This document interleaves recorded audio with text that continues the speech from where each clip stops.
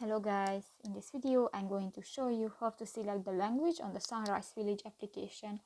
But first of all, I just want to mention, please don't forget to subscribe to our channel, because at 100,000 subscribers we are going to show you our YouTube revenue statistics and growth strategy, how to make money online. So let's jump into it. First of all, open the application on your device.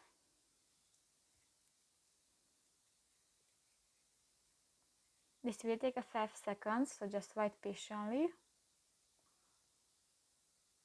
So that's my farm, and you click to the wheel line at the upper bar of the screen, and there go to the second icon, the settings.